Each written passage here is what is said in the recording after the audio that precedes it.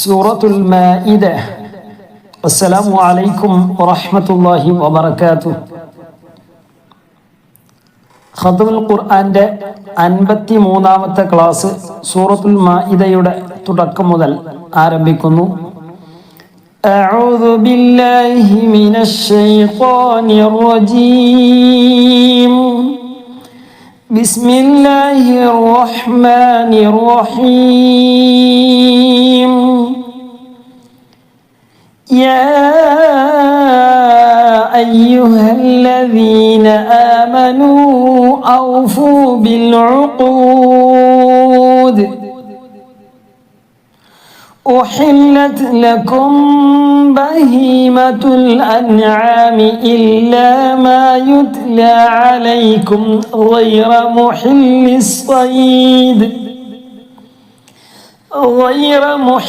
الصيد وأنتم حرم إن الله يحكم ما يريد.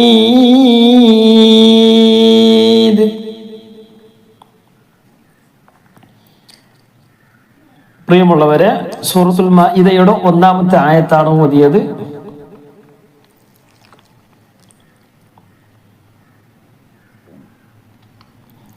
ഓതുമ്പോൾ എപ്പോഴും ശ്രദ്ധിക്കേണ്ടത്, നമ്മൾ വഖഫ് ചെയ്യുമ്പോൾ അഥവാ നിർത്തുമ്പോൾ, ഓതിക്കൊണ്ടിരിക്കുമ്പോൾ ശ്വാസം വിടാൻ വേണ്ടി നിർത്തുക. അത് എല്ലാ സ്ഥലങ്ങളിലും വരുമല്ലോ. ആ സ്ഥലങ്ങൾ എപ്പോഴും ശ്രദ്ധിക്കേണ്ടതാണ്. ഇവിടെ ഞാൻ നിർത്തിയപ്പോ ഇന്നല്ലാഹ യഹ്കുമു മാ യുരീദ്, മാ യുരീദു എന്നാണുള്ളത്.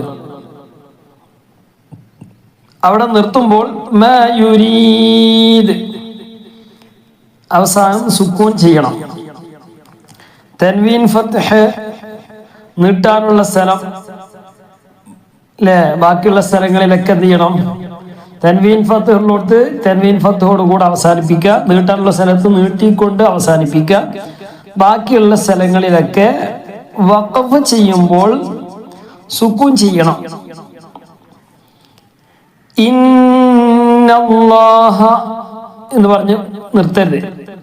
നിർത്താന്ന് പറഞ്ഞാൽ ശ്വാസം വിടാൻ വേണ്ടി നമ്മളിങ്ങനെ ഓതിക്കൊടുക്കുമ്പോൾ നിർത്താതെ നമുക്ക് ഓതാൻ കഴിയുമല്ലോ. അപ്പോൾ ഇടയ്ക്ക് ശ്വാസം വിടേണ്ടി വരുമല്ലോ. അപ്പൊ ആ നിർത്തുന്ന എവിടെയാണോ നിർത്തുക, ഈ എന്ന് പറഞ്ഞ് നമ്മൾ ആരും നിർത്തൂലല്ലോ.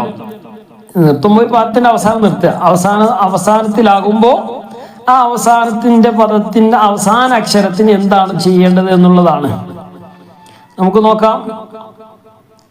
യാ അയ്യുഹല്ലദീന ആമനൂ ഔഫൂ ബിൽ ഉഖൂദ്.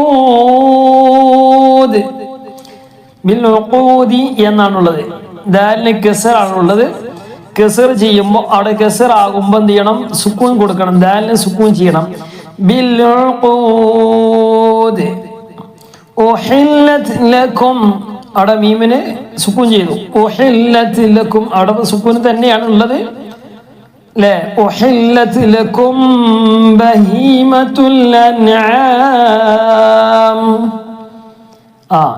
ഈ സ്ഥലത്ത് നമ്മുടെ ക്ലാസ് 53-ാമത്തെ ക്ലാസ് ആണല്ലോ. പ്രത്യേകിച്ച് സ്ഥിരമായ പ്രേക്ഷകർക്കൊക്കെ ഈ നിയമം മനസ്സിലായിട്ടുണ്ടാവും. മീമിന്റെ ശേഷം സുക്കൂനുള്ള മീമിന്റെ ശേഷം വന്ന് അല്ലേ. ആ നിയമം എന്താണ് അറിയുന്നവർ എന്ത് ചെയ്യുക? ഇതിന്റെ താഴെ എന്ത് ചെയ്യുക? ഈ നിയമം എന്താണ് എന്നുള്ളത് അതിന്റെ പേര് എഴുതിയാൽ മതി. വിശദമായിട്ട് എഴുതിയാൽ ഒന്നുകൂടി നന്നാവും. അപ്പം സുക്കൂനുള്ള മീമിന്റെ ശേഷം വന്നു. ആ ബാഗ് വന്നാൽ എന്ത് ചെയ്യണം? ആ നിയമം പഠിച്ചാൽ പോരാതെ നമ്മൾ അതേപോലെ ഓതണം. ഉഹില്ലത് ലക്കും ബഹീമത്തുൽ അൻആം. അവിടെ മീമിന് സുക്കൂൻ ചെയ്തുകൊണ്ട് നിർത്തിയപ്പോൾ മീമിന് സുക്കൂൻ ചെയ്തു അല്ലേ. ഉദാഹരണത്തിന് യാ അയ്യുഹല്ലദീന ആമനൂ ഔഫൂ ബിൽ ഉഖൂദി ഉഹില്ലത് ലക്കും ബഹീമത്തുൽ അൻആം. ഞാൻ ഓതിയപ്പോൾ അവിടെയാണ് എനിക്ക് ശ്വാസം മുട്ടിയത്. ഞാൻ അവിടെ നിർത്തി. അപ്പൊ അവിടെ നിർത്തേണ്ടി വന്നു അല്ലേ. നിർത്തേണ്ടി വരുമ്പോ എന്ത് ചെയ്യണം? മീമിന് സുക്കൂൻ ചെയ്യണം. അതപ്പോൾ പറഞ്ഞ അൻആമി എന്ന് പറഞ്ഞെടുത്തത്. ബഹീമത്തുൽ അൻആമി ഇല്ലാ മാ യുത്ല എന്ന് ഓതരുത്, അവസാനം സുക്കൂൻ ചെയ്യണം. ലക്കും ബഹീമത്തുൽ അൻആമി ഇല്ലാ, അവിടെ നിർത്തേണ്ടി വന്നാൽ അവിടെയാണ് നിർത്തുന്നതെങ്കിൽ നമ്മൾ നിർത്തുമ്പോൾ ഒന്ന് ശ്രദ്ധിക്കാം. പക്ഷെ നിർത്തുന്ന സമയത്ത് എവിടെ നിർത്തിയാലും നിർത്തുന്ന സമയത്ത് അവസാനത്തിന് സുക്കൂൻ ചെയ്യണം. നീട്ടാറുണ്ടെങ്കിൽ നീട്ടുക, നീട്ടാറുണ്ടെങ്കിൽ പിന്നെ അവിടെ നീട്ടണം, അവിടെ പിന്നെ സുക്കൂൻ ചെയ്യണം. ഇല്ല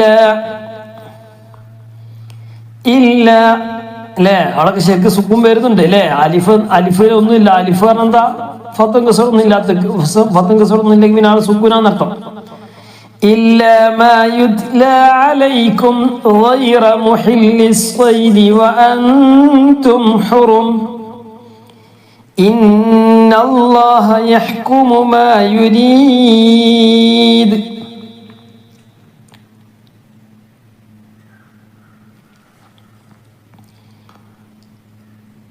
രണ്ടാമത്തെ ആയത്ത്. നമ്മളെ ക്ലാസ് കേൾക്കുന്നവർക്ക് എന്ത് ചെയ്യാവുന്ന ലൈക്ക് ചെയ്യാം. ഇൻഷാ അല്ലാഹ് നിങ്ങളെ വിലപ്പെട്ട അഭിപ്രായങ്ങളും സംശയങ്ങളും താഴെ ചോദിക്കുക. അതുപോലെ തന്നെ നമ്മുടെ ക്ലാസ് ആദ്യമായിട്ട് കേൾക്കുന്നവർക്കൊക്കെ മുഴുവനായിട്ടും ക്ലാസ്സുകളൊക്കെ ലഭ്യമാവണമെങ്കിൽ 53 ക്ലാസ്, ഈ 53 ക്ലാസ്സും നിങ്ങൾക്ക് ഒരു ലിങ്കിലായിട്ട് അല്ലെങ്കിൽ 2-3 ലിങ്കിലായിട്ട് നിങ്ങൾക്ക് അത് കിട്ടണമെങ്കിൽ താഴെയുള്ള നമ്പറിൽ ഒന്ന് മെസ്സേജ് അയക്കുക, വാട്സപ്പ് നമ്പറിൽ മെസ്സേജ് അയക്കുക. അതുപോലെ തന്നെ സ്ത്രീകൾക്കും പുരുഷന്മാർക്കും വ്യത്യസ്ത ഗ്രൂപ്പുകളുണ്ട്.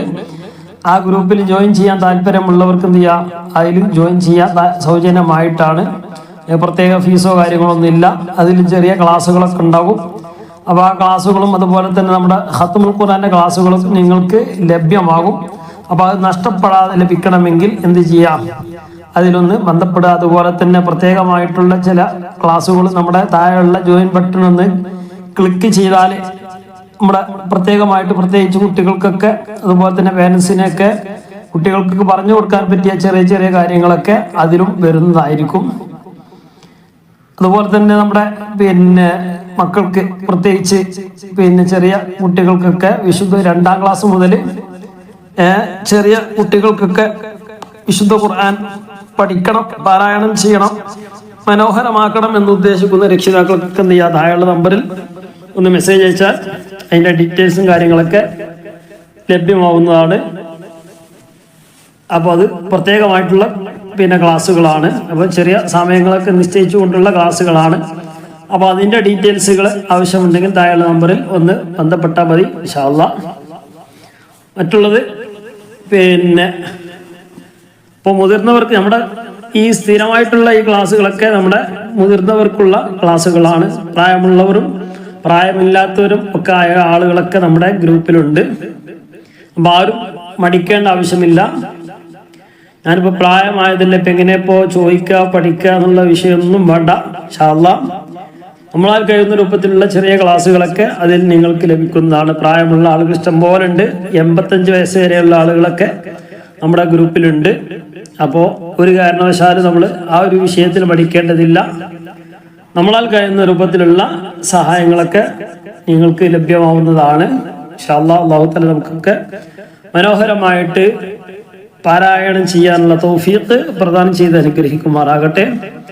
അപ്പോൾ നമ്മൾ ഇത്രയൊക്കെ നമ്മളൊക്കെ ചെയ്യുന്ന സമയത്ത് നമ്മളൊക്കെ എന്ത് ചെയ്യുക, കഴിവിൻ്റെ പരമാവധി കൂടുതൽ ആളുകളിലേക്ക് എത്തിക്കുക. എല്ലാവർക്കും ഉപകരിക്കുന്ന രൂപത്തിലൊക്കെ എന്ത് ചെയ്യുക, നിങ്ങളുടെ ഭാഗത്തു നിന്നുള്ള സപ്പോർട്ടുകളൊക്കെ സഹായ സഹകരണങ്ങളൊക്കെ പ്രതീക്ഷിക്കുകയാണ്. ഇൻഷാ അല്ലാഹ് അല്ലാഹു തആല തൗഫീഖ് നൽകി അനുഗ്രഹിക്കട്ടെ. കാണുന്നവരൊക്കെ എന്ത് ചെയ്യുക, ഒന്ന് ഫുള്ളായിട്ട് കാണാൻ വേണ്ടി ശ്രമിക്കുക. കഴിവിൻ്റെ പരമാവധി കേൾക്കുകയെങ്കിലും ചെയ്യാം. കേൾക്കാൻ കാണാൻ സമയമില്ലാത്ത ആളുകൾ എന്ത് ചെയ്യാവുന്ന, പ്രത്യേകിച്ച് സഹോദരിമാരൊക്കെ എന്ത് ചെയ്യുക, ജോലിൻ്റെ സമയത്തൊക്കെ എന്ത് ചെയ്യുക, നല്ലൊരു സമയത്ത് എന്ത് ചെയ്യുക, നല്ലൊരു സ്ഥലത്ത് വിശുദ്ധ ഫോണൊന്ന് വെച്ചുകൊണ്ട് ആ ക്ലാസ് ഒന്ന് കേൾക്കാനുള്ള ഒരു മനസ്സ് നമ്മൾ കൊടുക്കുക. അപ്പോൾ അത് നമുക്ക് ക്ലാസ് ഇങ്ങനെ ഇങ്ങനെ നമ്മളെ സൗകര്യത്തിനനുസരിച്ച് ഇങ്ങനെ കേട്ടാൽ മതിയല്ലോ. ക്ലാസ്സുകൾ ഇങ്ങനെ എന്ത് ചെയ്യുക, തീരെ കേൾക്കാൻ സമയമില്ലാത്ത ആളുകൾക്ക് ഫോണൊക്കെ ഒരു ഭാഗത്ത് വെച്ചുകൊണ്ട് ക്ലാസ് കേൾക്കുമ്പോൾ നിരന്തരമായിട്ട് ഇങ്ങനെ കേൾക്കുമ്പോൾ ചെറിയൊരു മാറ്റങ്ങളൊക്കെ നമുക്ക് സംഭവിക്കും. മാറ്റം ഉണ്ടാകട്ടെ. അല്ലാഹു തആല വിശുദ്ധ ഖുർആന്റെ ബറക്കത്ത് കൊണ്ട് വലിയ ബർക്കത്ത് നൽകി അനുഗ്രഹിക്കുമാറാകട്ടെ. വിശുദ്ധ ഖുർആനും ധാരാളം ഖത്മുകളൊക്കെ തീർക്കാനും മനോഹരമായിട്ട് പാരായണം ചെയ്യാനും നല്ല ഇഖ്ലാസോടുകൂടെ കർമ്മങ്ങളൊക്കെ ചെയ്യാനൊക്കെ ഉള്ള തൗഫീഖ് അല്ലാഹു തആല പ്രദാനം ചെയ്ത് അനുഗ്രഹിക്കുമാറാകട്ടെ എന്ന് ദുആ ചെയ്യുകയാണ്. അപ്പോൾ ഇൻഷാ അല്ലാഹ് ഒറ്റ കാര്യം മാത്രം പറഞ്ഞുകൊണ്ട് നമ്മുടെ ക്ലാസ്സിലേക്ക് വീണ്ടും കടക്കുകയാണ്. നമ്മൾ വളരെയധികം ശ്രദ്ധിക്കേണ്ട ഒരു വിഷയം, നമ്മൾ ഏത് കാര്യങ്ങളാണെങ്കിലും വിശുദ്ധ ഖുർആൻ ആയിക്കോട്ടെ മറ്റുള്ള കാര്യങ്ങളൊക്കെ ആയിക്കോട്ടെ, നമ്മൾ ചെയ്യുന്ന കാര്യങ്ങൾ കൃത്യമായിട്ട് പതിവായി ചെയ്യാൻ വേണ്ടി ശ്രമിക്കുക. നമ്മൾ നിസ്കാരത്തിന്റെ വിഷയമാണെങ്കിലും തഹജ്ജുദിന്റെ എണ്ണത്തിന്റെ വിഷയത്തിലാണെങ്കിലും നമ്മൾ കഴിവിന്റെ പരമാവധി എത്രയും നിസ്കരിക്കാമെങ്കിലും നമ്മൾ ചെയ്യുന്നത് ഇടയ്ക്ക് ചെയ്യും പിന്നെ ചെയ്യാതിരിക്കുക, അങ്ങനത്തെ ഒരവസ്ഥ അല്ല. എപ്പോഴും പതിവായിട്ട് ചെയ്യുന്ന അമലുകളായിട്ട് നമ്മൾ മാറ്റുക. അതാണ് അള്ളാഹ്ക്ക് ഏറ്റവും ഇഷ്ടപ്പെട്ട ഒരു സംഗതി അല്ലേ. നമ്മൾ കുറെ നിസ്കാരം എന്നുള്ളത് അള്ളാഹ്ക്ക് ആവശ്യമില്ലല്ലോ. അള്ളാഹ്ക്ക് നമ്മളെ 5 വക്ത് നിസ്കാരാണെങ്കിൽ ഏതെങ്കിലും സമയത്ത് നിസ്കരിച്ചാൽ മതി എന്ന് പറഞ്ഞാൽ മതി. പക്ഷെ 5 സമയം വെച്ചു, ആ 5 സമയം പതിവായി ചെയ്യണം. അത് നിർബന്ധമായ ഒരു സംഗതിയാണല്ലോ. അതിന് കൂടെയുള്ള പതിവായിട്ട് ചെയ്യുന്ന റവാത്തിബ് സുന്നത്ത് നിസ്കാരം, അതും പതിവായിട്ട് ചെയ്യേണ്ട ഒരു സംഗതിയാണ് അല്ലേ. അതിന് റവാത്തിബ് എന്ന് പേര് വെച്ച് തന്നെ ആ ഒരു പതിവായി ചെയ്യേണ്ട ഒരു സംഗതി ആയതുകൊണ്ടാണ്. അത് നിർബന്ധമല്ലെങ്കിലും ആ നിർബന്ധ ബുദ്ധിയോടുകൂടെ നമ്മൾ അതൊക്കെ ചെയ്യാം. ഇങ്ങനെ സമയം വെച്ചതും ഈ ഒരു കാര്യങ്ങളൊക്കെ അല്ലാഹു തആല നമുക്ക് ഒരു പതിവായി ഒരു ചിട്ടയുണ്ടാക്കാൻ വേണ്ടി അല്ലേ. നമ്മളെ മുസ്ലിം എന്ന് പറഞ്ഞാൽ തന്നെ ചിട്ടയുള്ളവനാണ്. ആ രൂപത്തിൽ ചിട്ടയുള്ള ഒരു ജീവിതമായിട്ട് നമ്മളെ ജീവിതം മാറ്റുക എന്നുള്ളതാണ്. അല്ലാഹു തആല തൗഫീഖ് നൽകി അനുഗ്രഹിക്കട്ടെ. ബഹുമാനപ്പെട്ട ബിലാൽ ഇബ്നു റബാഹ് റളിയല്ലാഹു അൻഹു, ബിലാൽ റളിയല്ലാഹു അൻഹു ബഹുമാനപ്പെട്ടവരോട് ഹബീബായ മുത്ത് മുഹമ്മദ് മുസ്തഫ സ്വല്ലല്ലാഹു അലൈഹി വസല്ലമ തങ്ങള് പറയുന്നൊരു സംഭവമുണ്ട്. ഞാൻ സ്വർഗത്തിൽ പ്രവേശിച്ചപ്പോൾ എന്റെ മുമ്പിലായിട്ട് അങ്ങയുടെ ചെരിപ്പടിക്കാലിന്റെ ശബ്ദം കേട്ടു എന്ന് ബഹുമാനപ്പെട്ട ഹബീബായ മുത്ത് മുഹമ്മദ് മുസ്തഫ സ്വല്ലല്ലാഹു അലൈഹി വസല്ലമ തങ്ങള് ബിലാൽ റളിയല്ലാഹു അൻഹുവിനോട് ചോദിക്കുകയാണ്. ഞാൻ സ്വർഗത്തിൽ പ്രവേശിച്ചപ്പോൾ സ്വർഗത്തിലെ ഒരാൾ ഇങ്ങനെ നടക്കുന്ന ശബ്ദം കേട്ടു. ആ ശബ്ദം ഞാൻ ചോദിച്ചറിഞ്ഞപ്പോൾ അത് ബിലാൽ റളിയല്ലാഹു അൻഹുവിൻ്റെതാണെന്ന് മനസ്സിലാവുകയും ബിലാൽ റളിയല്ലാഹു അൻഹുവിനോട് ചോദിക്കുകയാണ്. ബഹുമാനപ്പെട്ട ഹബീബായ മുത്ത് മുഹമ്മദ് മുസ്തഫ സ്വല്ലല്ലാഹു അലൈഹി വസല്ലമ തങ്ങൾ ചോദിക്കുകയാണ്, ബിലാലെ അങ്ങ് എന്താണ് ഇത്രമാത്രം വലിയ പവറിലേക്ക് വലിയ സ്ഥാനത്തിലേക്ക് എത്താൻ കാരണമെന്ന് ബഹുമാനപ്പെട്ട ഹബീബായ റസൂലുള്ളാഹി സ്വല്ലല്ലാഹു അലൈഹി വസല്ലമ തങ്ങൾ ചോദിച്ചപ്പോൾ ബിലാൽ റളിയല്ലാഹു അൻഹു പറയുകയാണ്, ഞാൻ ഒരു അമലും ചെയ്തിട്ടില്ല. ഏതെല്ലാം സമയത്ത് ഞാൻ വുളു എടുക്കുന്നുണ്ടോ ആ വുളുവിന്റെ ശേഷം 2 റക്അത്ത് നിസ്കരിച്ചിട്ടല്ലാതെ മറ്റൊരു കർമ്മവും ഞാൻ ചെയ്തിട്ടില്ല എന്ന് ബഹുമാനപ്പെട്ട ബിലാൽ റളിയല്ലാഹു അൻഹു ഹബീബായ റസൂലുള്ളാഹി സ്വല്ലല്ലാഹു അലൈഹി വസല്ലം തങ്ങളോട് പറഞ്ഞു കൊടുക്കുകയാണ്. അത് ആ ഒരു ചോദ്യവും ആ ഒരു ഉത്തരവും അത് നബിക്ക് അറിയാത്തത് കൊണ്ടോ ഒന്നുമല്ല, നമുക്ക് പഠിപ്പിച്ചു തരാൻ വേണ്ടി ഹബീബായ മുത്ത് മുഹമ്മദ് മുസ്തഫ സ്വല്ലല്ലാഹു അലൈഹി വസല്ലമ തങ്ങൾ ചോദിക്കുകയാണ്. ആ ചോദ്യത്തിന് മറുപടിയും പറയുകയാണ്, ഞാൻ ഒരു അമലും ചെയ്തിട്ടില്ല. മറ്റൊരു സാധാരണ ഞങ്ങൾ എല്ലാവരും ചെയ്യുന്നത് പോലെ തന്നെ അമലെന്ന് ഞാൻ ചെയ്തിട്ടുള്ളൂ. പക്ഷേ ഞാൻ സാധാരണ ചെയ്യുന്ന ഒരു അമലുണ്ട്. ഏത് സമയത്ത് വുളു എടുത്താലും ആ വുളുവിന്റെ ശേഷം 2 റക്അത്ത് സുന്നത്ത് നിസ്കരിക്കൽ സുന്നത്തുണ്ട്. ആ ഒരു കാര്യം ഞാൻ ഏതെല്ലാം സമയത്ത് ഓർക്കുന്നോ അതൊക്കെ ആ സമയത്തൊക്കെ ഞാൻ 2 റക്അത്ത് നിസ്കരിച്ചിട്ടല്ലാതെ ഒരു വുളുവും എന്നിൽ നിന്ന് കഴിഞ്ഞു പോയിട്ടില്ല എന്ന് ബഹുമാനപ്പെട്ട ബിലാൽ റളിയല്ലാഹു അൻഹു പറയുമ്പോൾ വലിയ പവറിലേക്ക് എത്താൻ കാരണം അവിടെ നിന്ന് ചെയ്ത ആ ഒരു പതിവായി ചെയ്ത ഒരു സംഗതി അല്ലേ. അപ്പൊ അത് വുളുവിന്റെ ശേഷം ഉള്ള ആ ഒരു 2 റക്അത്ത് നിസ്കാരത്തിന്റെ പവറും ഹബീബായ റസൂലുള്ളാഹി സ്വല്ലല്ലാഹു അലൈഹി വസല്ലം തങ്ങള് നമ്മെ പഠിപ്പിച്ചു തരികയാണ്. അത്രത്തോളം വലിയ പ്രാധാന്യമുള്ള വലിയ മഹത്വമുള്ള ഒരു സംഗതിയാണ്. നമ്മളൊക്കെ ചിലപ്പോൾ നിസാരമായി തള്ളുന്ന വുളുവിന്റെ ശേഷമുള്ള 2 റക്അത്ത് സുന്നത്ത് നിസ്കാരം. അപ്പൊ ഇതിലൂടെയൊക്കെ നമ്മൾ മനസ്സിലാക്കേണ്ടത്, നമ്മൾ ഏത് കാര്യം ചെയ്യുമ്പോഴും നമുക്ക് പെട്ടെന്നൊരു ഇഖ്ലാസ് വരിക, അത് പിന്നെ കുറച്ച് കഴിഞ്ഞപ്പോൾ എന്നെ കെട്ടുപോവുക, അങ്ങനെയല്ല. ഉള്ളത് കുറച്ചാണെങ്കിലും അത് പതിവായി ചെയ്യുന്ന ഒരു സംഗതിയായിട്ട് മാറുക. അല്ലാഹു തആല ആ രൂപത്തിലൊക്കെ നമ്മുടെയൊക്കെ ജീവിതം ചിട്ടപ്പെടുത്താൻ തൗഫീഖ് പ്രദാനം ചെയ്ത് അനുഗ്രഹിക്കുമാറാകട്ടെ എന്ന് ദുആ ചെയ്യുകയാണ്. ബിസ്മില്ലാഹിർ റഹ്മാനിർ റഹീം. يا أيها الذين آمنوا لا تحلوا شعائر الله ولا الشهر الحرام ولا الهدي ولا القلائد ولا آمين البيت الحرام ولا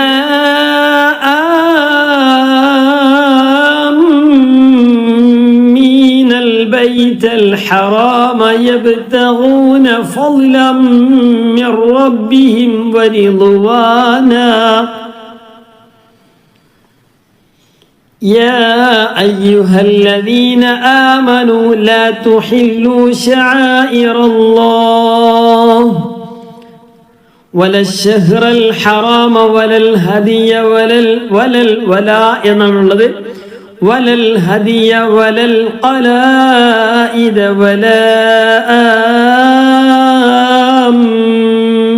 آمين البيت الحرام. നീട്ടാനുള്ള അക്ഷരത്തിന് ശേഷം സുക്കൂനോ ശബ്ദോ വന്നാൽ പിന്നെ അവിടെ നീട്ടുകയില്ല. വല എന്ന അലിഫ് വന്നു. വലൽ ഖല, വല അൽ ഖല ഇതാണുള്ളത്, ലാമിന് സുക്കൂനാണുള്ളത്. അപ്പൊ വലാൽ ഖല ഇതാന്ന് വായിക്കുക. വലൽ വലൽ ഖലാഇദ വലാ ആമീനൽ ബൈത്തൽ ഹറാം. ഖലാഇദ് അവിടെ അല്ലേ, അവിടെ ലാമിന് ശേഷം ഒരു അലിഫുണ്ട്. ആ അലിഫിന് ശേഷം ഹംസയാണുള്ളത്. അതേ വാക്കിലാണ് മദ് മുത്തസ്സിലാണ്. വല എന്നതിനെ നീട്ടാനുള്ള അക്ഷരത്തിന് ശേഷം ആ എന്ന ഹംസ എന്ന അടുത്ത വാക്കിലാണ്, മദ് മുൻഫസ്സിലാണ്. അതിനുശേഷമുള്ള മദ് വളരെയധികം ശ്രദ്ധിക്കേണ്ട ഒരു മദ്ദാണ്. നീട്ടാനുള്ള അക്ഷരത്തിന് ശേഷം സുക്കൂന് വന്നാൽ അല്ലെങ്കിൽ ശബ്ദ വന്നാൽ, നീട്ടാനുള്ള അക്ഷരത്തിന് ശേഷം സുക്കൂനോ ശബ്ദോ വന്നാൽ മദ് ലാസിമാണ്, നിർബന്ധമായ മദ്ദാണ്. അത് പ്രത്യേകം പരിഗണിച്ചുകൊണ്ട് തന്നെ വലാ ആമീനൽ ബൈത്തൽ ഹറാം. എന്നതിന് ശേഷം ശബ്ദുള്ള അക്ഷരം വന്നു. അപ്പോ മദ് ലാസിമാണ്. യാസീൻ, യാസീൻ സൂറത്തിലെ അസീൻ എന്നുള്ളത് എന്താണ്? മദ് ലാസിമാണ്. കാരണം എന്താ? സീൻ, അവിടെ സീൻ എന്ന അക്ഷരമാണ് ഉള്ളതെങ്കിലും ഉച്ചാരണത്തിൽ സീൻ നീട്ടാനുള്ള സീ എന്ന സീ ഇപ്പൊ നീട്ടിയതിന് ശേഷം പിന്നെ സുക്കൂന വന്ന്, അതെപ്പോഴും അങ്ങനെ തന്നെ വരിക. സീൻ നൂൻ മദ് ലാസിമാണ്. അത് പരമാവധി നീട്ടി എന്ത് ചെയ്യണം? അത് നീട്ടിയിട്ട് തന്നെ ഓതണം. നമ്മൾ പിശുക്കണ്ട, എന്ത് ചെയ്യുക? അവിടെ നീട്ടുക. വല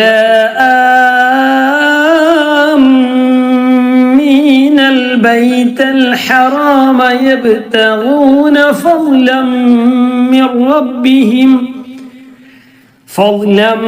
يبتغون فضلا من ربهم ورضوانا. തൻവീൻ ഫത്ഹാണ്. തൻവീൻ ഫത്ഹിനെ അവസാനിപ്പിക്കേണ്ടത് തൻവീൻ ഫത്തോടു കൂടെ അവസാനിപ്പിക്കണം. വരിളുവാന, വരിളുവാൻ എന്ന് പറയരുത്. തൻവീൻ ഫത്ഹാണ്. വരിളുവാന ആ രൂപത്തിലാണ് നിർത്തേണ്ടത്. മിർ റബ്ബിഹിം, നൂന്റെ ശേഷം മി അല്ലേ, സുക്കൂണുള്ള നൂന്റെ ശേഷം ലാമു വന്നു. ഇദ്ഗാം ബിലാഗുന്നിയാണ്. മിർ റബ്ബിഹിം വരിളുവാന. وإذا حللتم فاصطادوا وإذا حللتم فاصطادوا فإيفؤوا എന്നു അവിടെ അലിഫില്ല, ഊന്നും ആന്നും വായിക്കരുത്.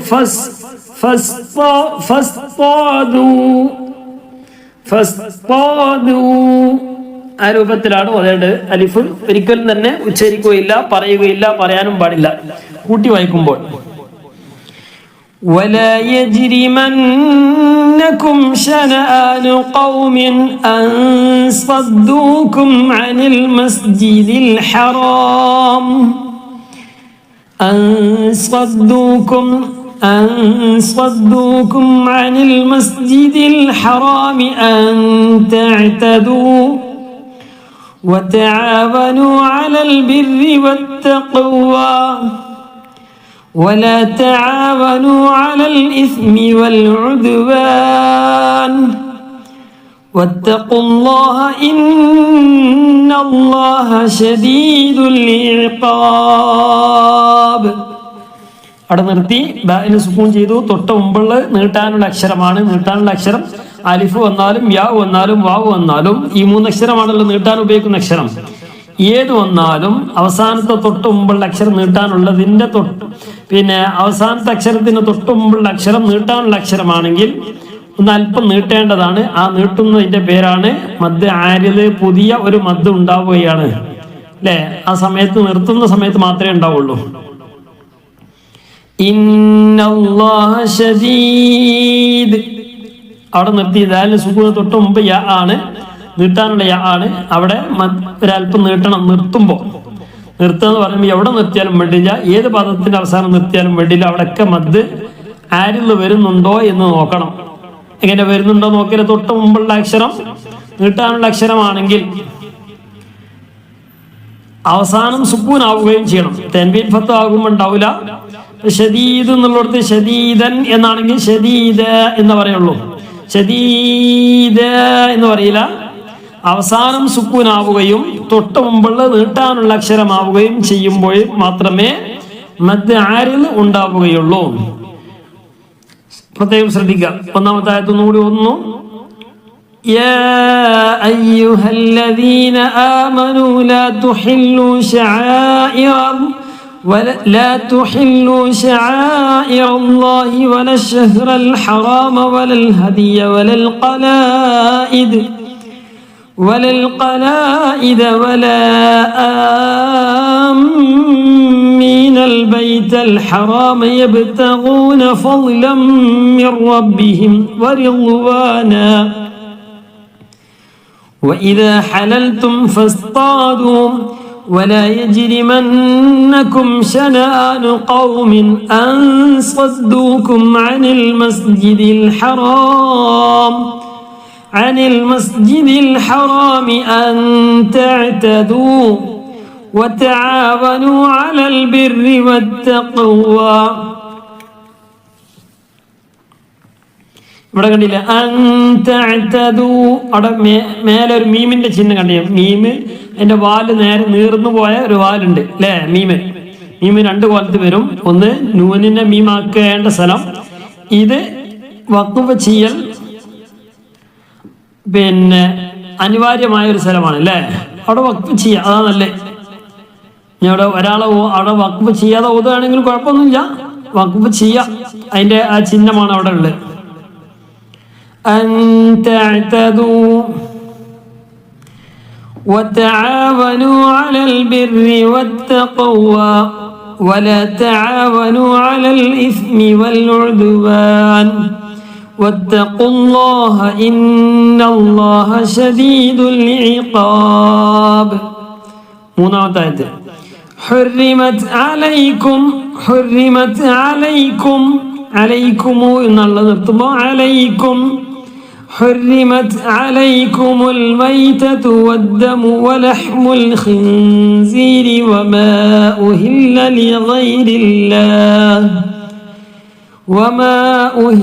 لغير الله به والمنخنقة والموقوذة والموقوذة والمتردية والنطيحة وما أكل السبع إلا ما ذكيتم وما ذبح على النصب وأن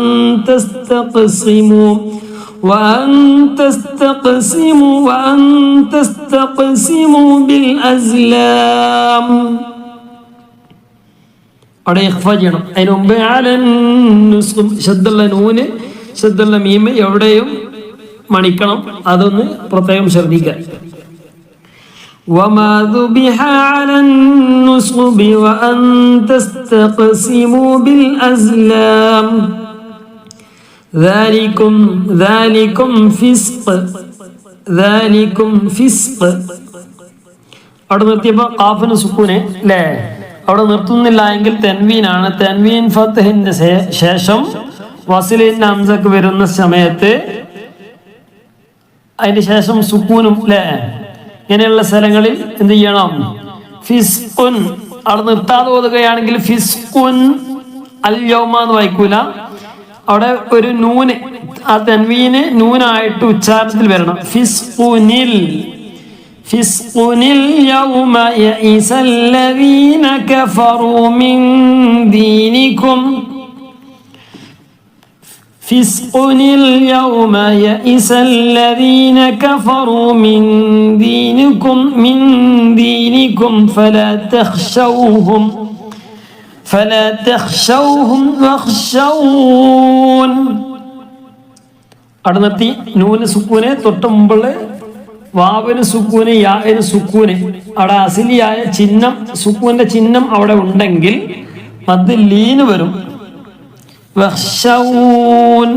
അവസാനത്തെ അക്ഷരത്തിന് സുക്കൂന് തൊട്ട് മുമ്പ് വാവ് അല്ലെങ്കിൽ അതിന് അസിലിയായ സുക്കൂനിന്റെ ചിഹ്നമുണ്ട്. അസിലി എന്ന് പറഞ്ഞാൽ അവിടെ എന്ത് സുക്കൂന്റെ ചിഹ്നം ഉണ്ട് എന്നർത്ഥം.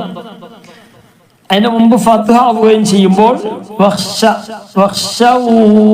മദ്ദലീന് വരികയാണ്. ഞങ്ങള് പിന്നെ മദ് അവിടെ നിർത്തുന്നില്ലെങ്കിൽ പിന്നെ മദ് ഉണ്ടാവില്ല. فلا تخشوهم واخشوني اليوم أكملت لكم دينكم وأتممت عليكم نعمتي ورضيت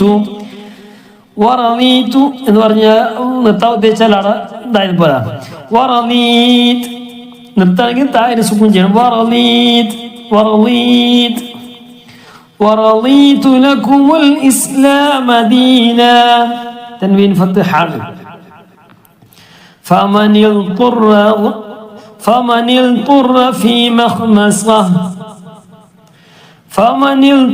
في مخمصة غير متجانف لإثم فإن الله غفور رحيم. غفور رحيم نريد غفور رحيم.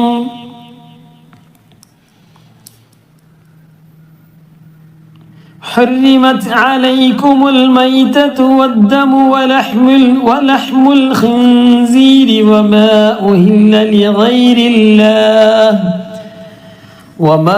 أهل لغير الله به والمنخنقة والموقوذة والمتردية والنطيحة وما أكل السبع إلا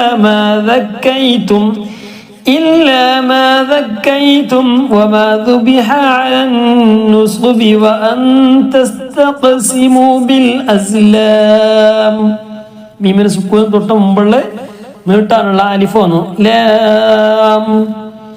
ذلكم فسق اليوم يئس الذين كفروا من دينكم فلا تخشوهم واخشوني اليوم أكملت لكم دينكم وأتممت عليكم نعمتي ورضيت لكم الإسلام دينا. فمن اضطر في مخمصة غير متجانف لإثم فإن الله അടുത്തെത്തി ഹായിന് സുക്കൂന് തൊട്ട് മുമ്പ് അല്ലേ അല്ലാഹ് ഒരു അലിഫ് വരുന്നുണ്ട് فإن الله غفور رحيم നാലാമത്തെ ആയത്ത് يسألونك ماذا أحل لهم ഇൻഷാല്ലാഹ് കുറച്ച് സ്പീഡ് പറഞ്ഞ നിയമങ്ങൾ പ്രധാനപ്പെട്ട മാത്രമേ പറയുന്നുള്ളൂ يسألونك ماذا أحل لهم قل أحل لكم الطيبات وما علمتم من الجوارح وما علمتم ميمنا ميمونو التميمايتو شريكا وما علمتم من الجوارح مكلبين تعلمونهن مما علمكم الله فكلوا مما أمسكنا عليكم واذكروا اسم الله عليه ഹായിന് സുക്കൂന് തൊട്ട് മുമ്പ് യാന് സുക്കൂന് ചിഹ്നമുണ്ട് അതിന് മുമ്പ് ഫത്ഹാണ് ലാമിന് ഫത്ഹയിലെ ലൈഹി മദ് ലീന് വന്നു വത്തഖുല്ലാഹ് അതിന് മുമ്പ് വദ്കുറു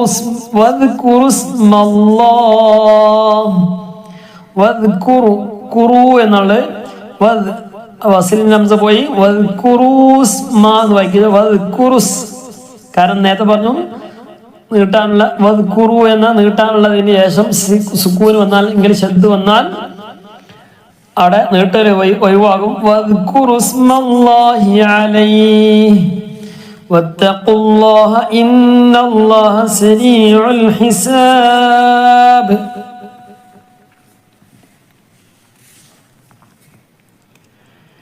يسألونك ماذا أحل لهم قل أحل لكم الطيبات وما علمتم من الجوارح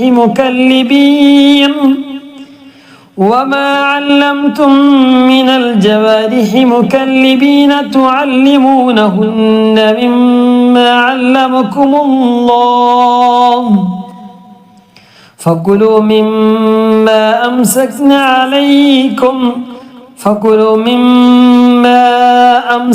عليكم واذكروا اسم الله عليه واتقوا الله إن الله سريع الحساب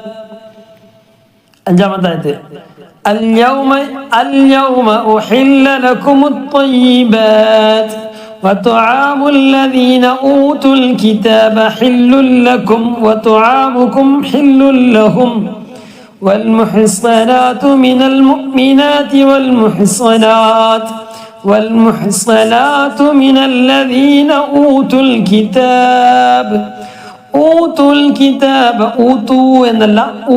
الكتاب من قبلكم إذا آتيتموهن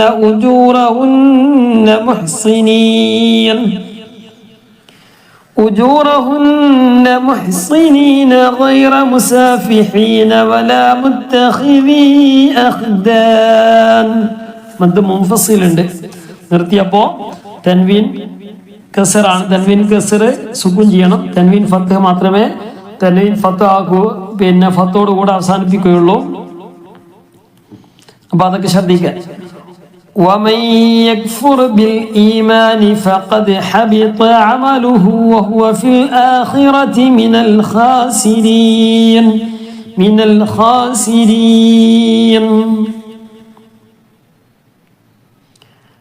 اليوم أحل لكم الطيبات وطعام الذين أوتوا الكتاب حل لكم وطعامكم حل لهم والمحصنات من المؤمنات والمحصنات من الذين أوتوا الكتاب من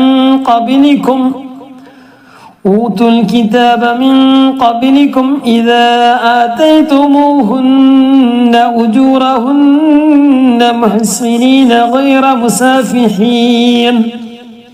غير مسافحين ولا متخذي أخدان ومن يكفر بالإيمان فقد حبط عمله وهو في الآخرة من الخاسرين.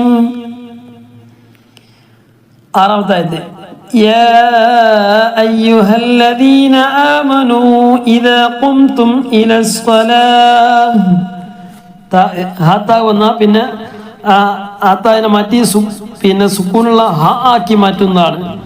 ഇലസ്സലാഹ് ഫഗ്സിലൂ വുജൂഹക്കും വഅയ്ദിയക്കും ഇലൽ മറാഫിഖ് فاغسلوا وجوهكم وأيديكم إلى المرافق وامسحوا برؤوسكم وأرجلكم إلى الكعبين وأرجلكم إلى الكعبين.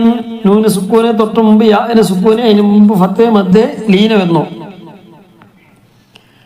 മധ്യ ലീന വരുമ്പോൾ പ്രത്യേകം ശ്രദ്ധിക്കണം. അവസാനത്തിന് തൊട്ട് മുമ്പുള്ള അക്ഷരം യാന് സുക്കൂന് വാവിന് സുക്കൂനാവുകയും അതിന് മുമ്പ് ഫത്ത് ആവുകയും ചെയ്യുക. ഫത്ത് ബൈൻ കഅബൈൻ വഇൻ കുൻതും ജുനുബൻ ഫത്തഹറൂ وإن كنتم مرضى أو على سفر أو جاء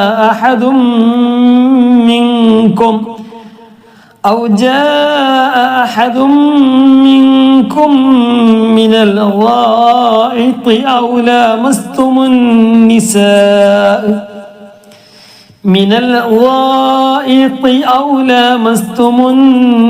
النساء فلم تجدوا ماء تنوين فتحنا فلم تجدوا ماء فتيمموا صعيدا فتيمموا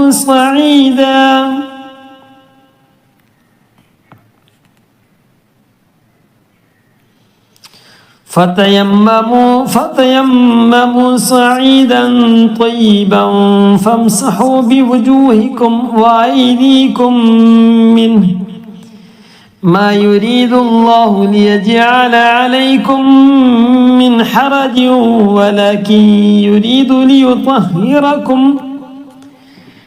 ليطهركم وليتم نعمته عليكم لعلكم تشكرون.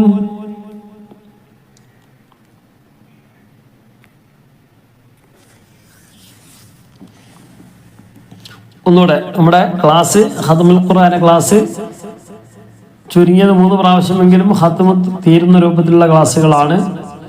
അപ്പോൾ ഇൻഷാ അല്ലാഹ് ആ രൂപത്തിൽ ഓതി തീർക്കുകയും ഒക്കെ ചെയ്യണം. മെല്ലെ മെല്ലെ സാവകാശം നമുക്ക് ഓതി തീർക്കാം. അല്ലാഹു തൗഫീഖ് നൽകട്ടെ. يا أيها الذين آمنوا إذا قمتم إلى الصلاة فاغسلوا وجوهكم وأيديكم إلى المرافق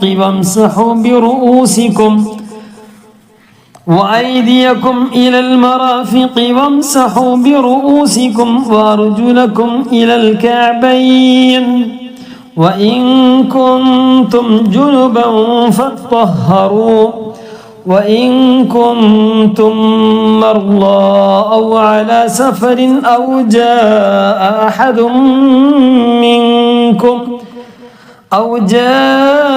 أحد منكم من الغائط أو لامستم النساء فلم تجدوا ماء فتيمموا صعيدا طيبا فامسحوا بوجوهكم وأيديكم منه ما يريد الله ليجعل عليكم من حرج ولكن يريد ليطهركم وليتم نعمته عليكم لعلكم تشكرون.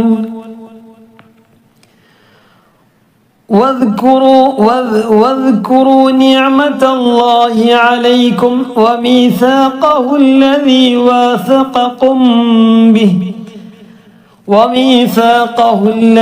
واثقكم به إذ قلتم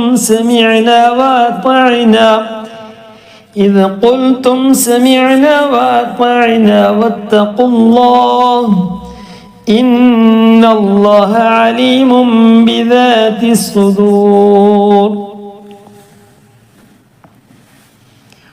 واذكروا نعمة الله عليكم وميثاقه الذي واثقكم به إذ قلتم سمعنا وأطعنا واتقوا الله إن الله عليم بذات الصدور.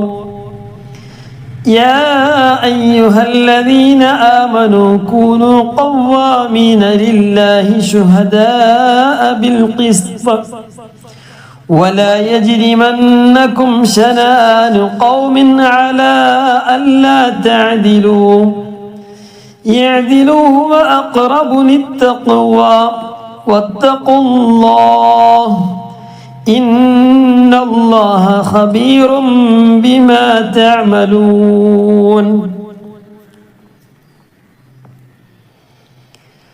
يا أيها الذين آمنوا كونوا قوامين لله شهداء بالقسط ولا يجرمنكم شنآن قوم على ألا تعدلوا اعدلوا هو أقرب للتقوى. അത് നിർത്താതെ കഴിയുകയാണെങ്കിൽ അല്ലാ തഅദിലു ഇഅദിലു അല്ലാ തഅദിലു ഇഅദിലു തഅദിലു ഇഅദിലു അലാ അല്ലാ തഅദിലു ഇഅദിലു. കാരണം എന്താ, നീട്ടാനുള്ള അക്ഷരത്തിന് ശേഷം സുക്കൂൻ വന്നു, സുക്കൂൻ വന്നാൽ പിന്നെന്ത് ചെയ്യും, നീട്ടാനുള്ള ഒഴിവാകും. അല്ലാ തഅദിലു ഇഅദിലു അല്ലാ تعدلوا اعدلوا هو أقرب للتقوى واتقوا الله إن الله خبير بما تعملون. وعد الله الذين آمنوا وعملوا الصالحات لهم مغفرة وأجر عظيم. وعد الله الذين آمنوا وعملوا الصالحات لهم مغفرة وأجر عظيم. والذين كفروا وكذبوا بآياتنا أولئك أصحاب الجحيم. والذين كفروا وكذبوا بآياتنا أولئك أصحاب الجحيم.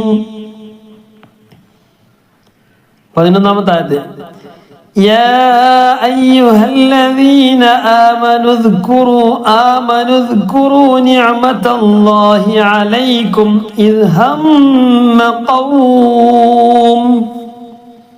മീമിന് സുക്കൂന് തൻവീൻ ലമ്മാണ്. മീമിന് സുക്കൂന് തൊട്ട് മുമ്പ് വാവിന് സുക്കൂന് മദ്ദലീന് വന്ന് നിർത്തിയപ്പോൾ ഇത് ഹമ്മ ഖൗമുൻ അൻ യബ്സുതു നിർത്തിയപ്പോൾ നിർത്താതെ ഓതിയപ്പം അത് പോയി. أن يبسطوا إليكم أيديهم فكف أيديهم عنكم واتقوا الله وعلى الله فليتوكل المؤمنون.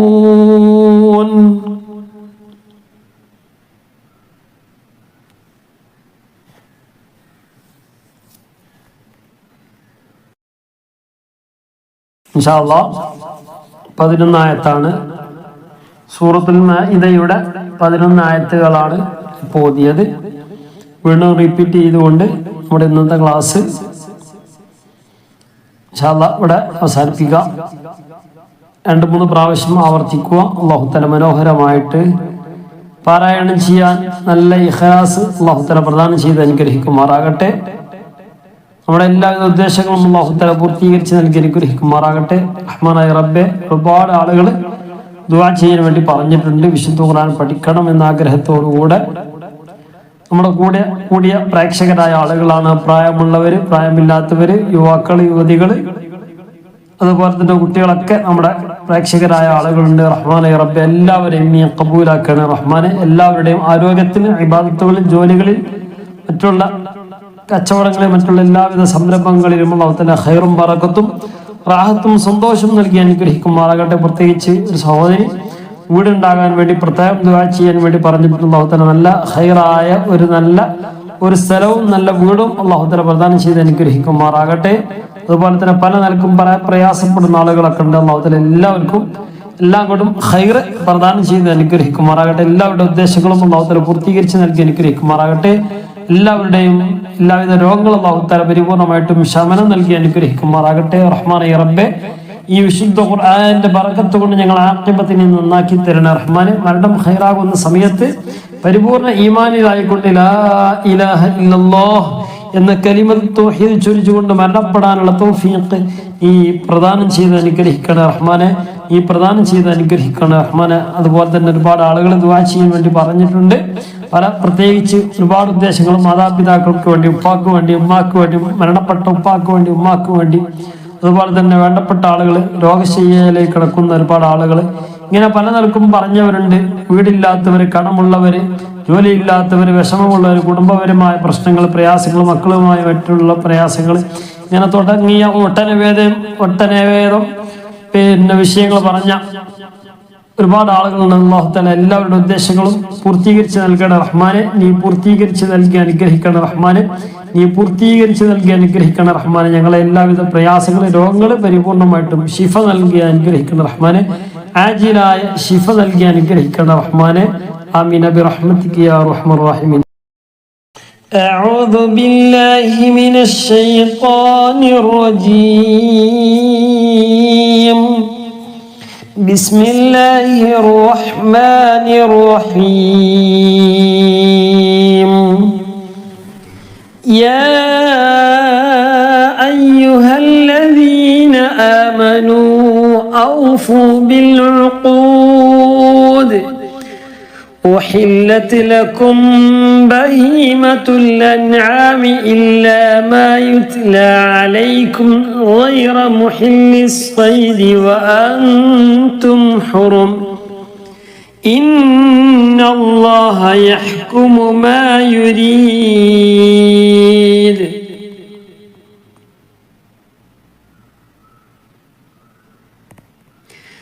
يا أيها الذين آمنوا لا تحلوا شعائر الله. لا تحلوا شعائر الله ولا الشهر الحرام ولا الهدي ولا القلائد ولا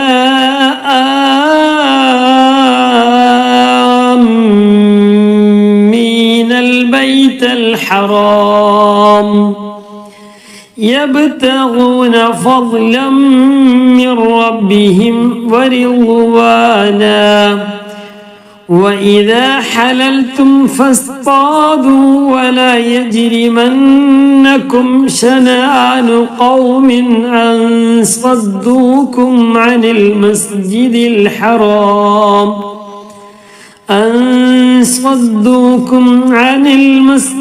الحرام أن تعتدوا.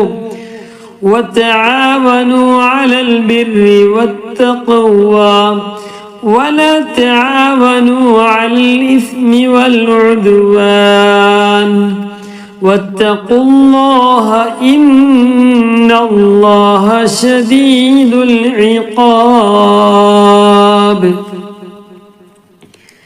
حرمت عليكم الميتة والدم ولحم الخنزير وما أهل لغير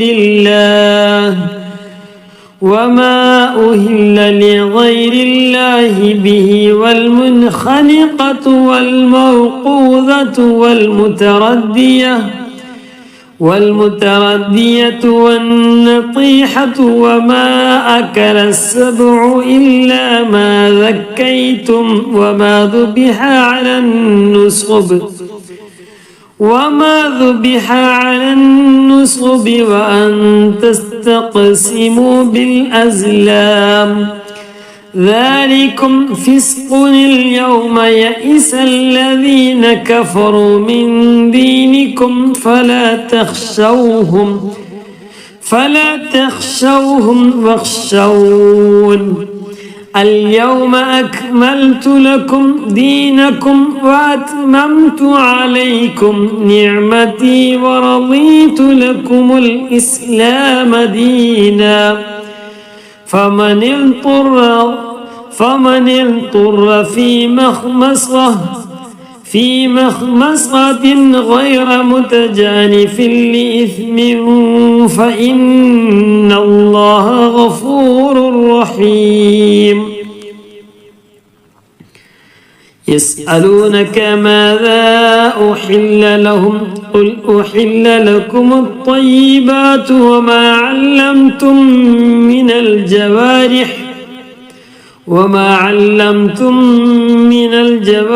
مكلبين تعلمونهن مما علمكم الله فكلوا مما أمسكنا عليكم واذكروا اسم الله عليه واتقوا الله إن الله سريع الحساب اليوم أحل لكم الطيبات وطعام الذين أوتوا الكتاب حل لكم وطعامكم حل لهم والمحصنات من المؤمنات والمحصنات من الذين أوتوا الكتاب من قبلكم إذا آتيتموهن أجورهن محصنين غير مسافحين ولا متخذي أخدان ومن يكفر بالإيمان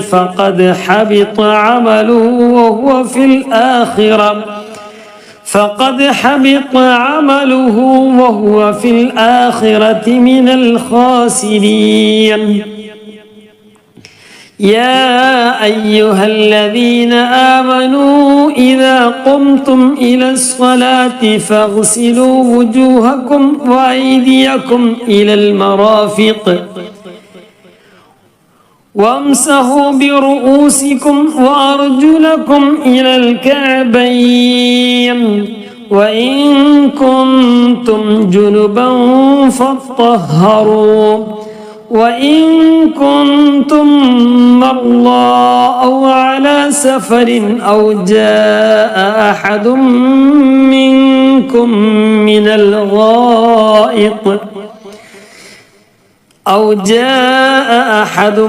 منكم من الغائط أو لامستم النساء فلم تجدوا ماء فتيمموا صعيدا طيبا فامسحوا بوجوهكم وأيديكم منه ما يريد الله ليجعل عليكم من حرج ولكن يريد ليطهركم وليتم نعمته عليكم لعلكم تشكرون واذكروا نعمة الله عليكم وميثاقه الذي واثقكم به إذ قلتم سمعنا وأطعنا واتقوا الله إن الله عليم بذات الصدور.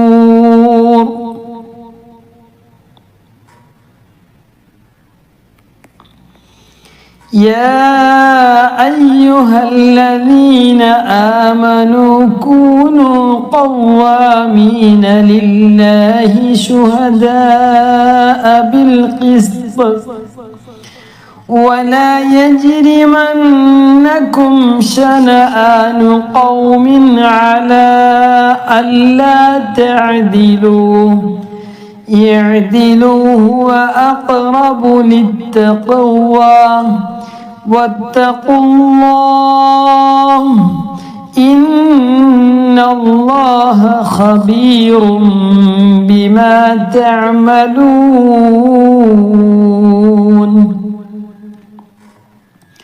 وعد الله الذين آمنوا وعملوا الصالحات لهم مغفرة وأجر عظيم والذين كفروا وكذبوا بآياتنا أولئك أصحاب الجحيم.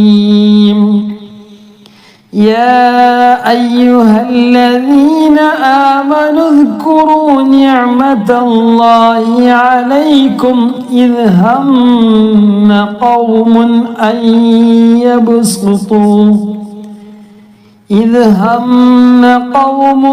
أن يبسطوا إليكم أيديهم فكف أيديهم عنكم واتقوا الله وعلى الله فليتوكل المؤمنون.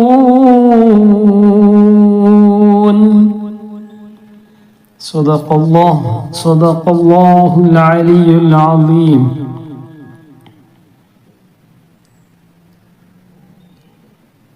അല്ലാഹു സുബ്ഹാനഹു വ തആല നമ്മിൽ നിന്നും പരിപൂർണമായിട്ടും ഖബൂൽ ചെയ്ത് അനുഗ്രഹിക്കുമാറാകട്ടെ.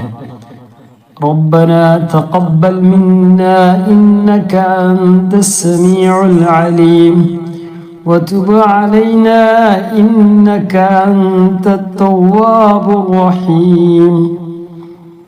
اللهم اغفر لنا وارحمنا ولوالدينا ولمشايخنا ولأساتذتنا ولمن ماتوا منا ولجميع أمة سيدنا مصطفى محمد صلى الله عليه وسلم وقنا وإياهم شر ما قضيت. آمين برحمتك يا أرحم الراحمين.